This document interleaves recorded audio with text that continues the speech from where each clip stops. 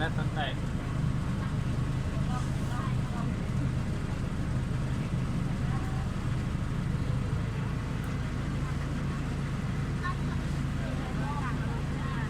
ฮะรู้นธนาคารเราเบียธนาคาร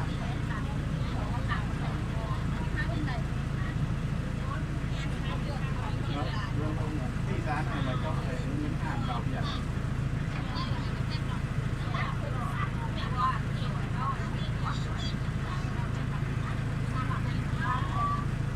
อะไรไปตัวเทียบเนี่ยเห็นเลยผ่านเลยที่ว่าคนไทยเขากินสอน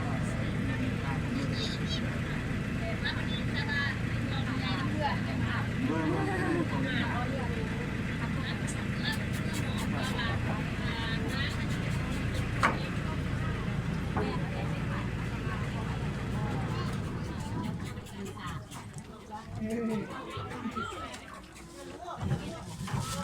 ไปลูก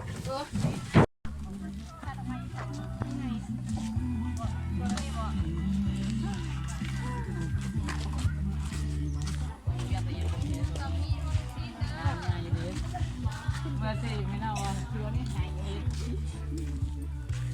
บริคิวเรียนตั้งได้เหรอสิไปคิวเนาะ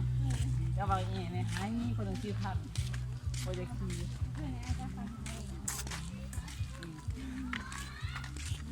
เมื่อคืนเห็นฟันเห็นเราว่าเราขับรถตู้นั่นแหละ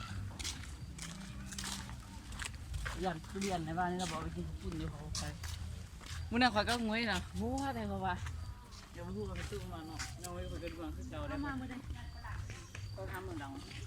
เขาก็บอกเขาใครตู้มาแค่หัวกับมือกันใส่ข้าวข้าวหวาน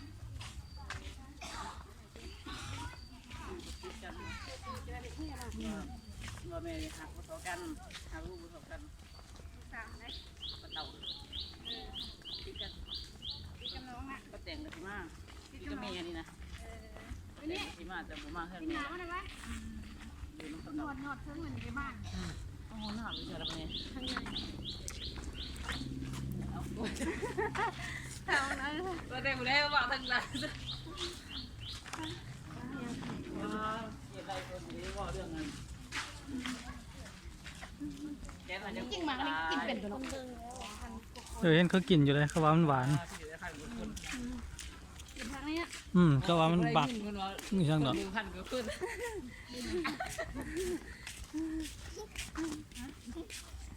ก็ดึงจะไปเขาหน้าก่อนเลย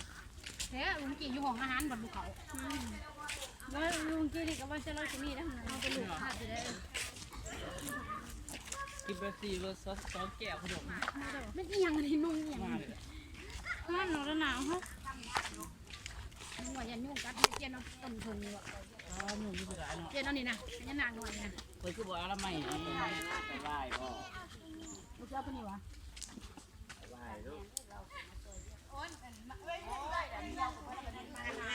ไปบูชาดิดูมา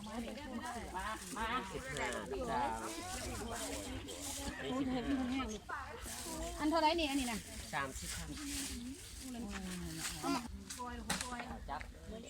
บ้านนี้เขาจะไหว้พุทธเบ่งจะ